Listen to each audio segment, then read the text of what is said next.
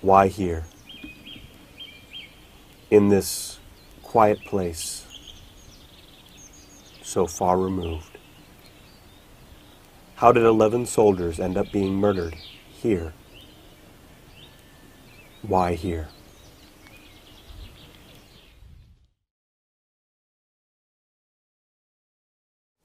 In Oklahoma, in the Cookson Hills, the 333rd Field Artillery Regiment was activated at Camp Gruber. After training, the segregated regiment, made up of both black and white artillery groups, is shipped to England, and in July, roughly a month after D-Day, they land in Normandy, France. Within hours, they begin fighting German forces. From there, they were sent west to secure the port city of Wereth from the deeply entrenched German forces. After over a month engagement, they began moving east toward the German border.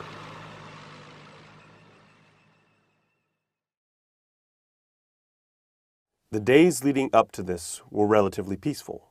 Training, maintenance, weekend leave passes to Paris. What wasn't known was the scope of the surprise attack by the German forces. This attack would later be known by the name the Battle of the Bulge. Orders came for the 333rd to split their forces. Batteries A and B displaced from Schönberg, crossing over the Aue River, but C and service batteries were ordered to stay and help cover any withdrawals. They held their position for nearly 24 hours. The next day, fog obscured observations. The remaining batteries waited for orders to move out. However, they never got the chance. At 10 a.m., German armor and infantry began pouring into the village. They began capturing soldiers, and in the confusion, 11 soldiers escaped north, through the frozen rain, sticky mud, and dark forests, looking for the American line. Master Sergeant Michael Marine continues their story. With only 2 rifles among the 11 men, they came upon the small 9-house hamlet of Wereth, Belgium. Cold, weary, hunted soldiers. It was then that a man of extraordinary courage took in the Americans, sheltered them, and fed them.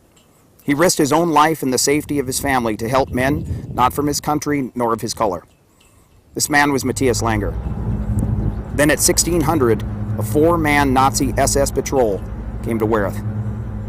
When the SS troops approached, the soldiers surrendered quickly and without resistance, so no harm would come to the Langer family. Later, they were marched down to the road to a small ditch, and it was a spot that they never left.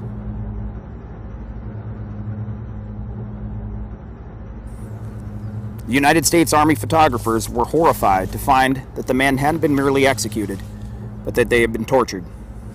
And these men, the Wereth 11, and their massacre faded into obscurity in a forgotten file and a forgotten archive. Then in 1994, a man who was a 12-year-old boy in 1944 and never forgot what he witnessed that day erected this monument. That man was Herman Langer, and he, a Belgian, is responsible for creating what is believed to be the only monument honoring African-American troops in Europe. Later, the monument was also dedicated to the whole 333rd Field Artillery Regiment. Since 1994, service members have been making the pilgrimage to this small hill, away from the famous battle lines. The Wereth 11 came from places like Texas, Virginia, Alabama, Mississippi. They left their families and homes and died for the country.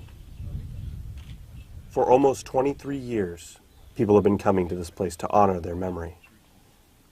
However, for 50 years, their story was all but forgotten. Being a part of the American Armed Forces is more than just about your job or your day-to-day routine. It's about honoring the legacy of those like the Wereth 11. So doing some research, getting out there, finding who these invisible soldiers of these forgotten battles were. And it's our duty to do that for them, and remember them, and advance their legacy.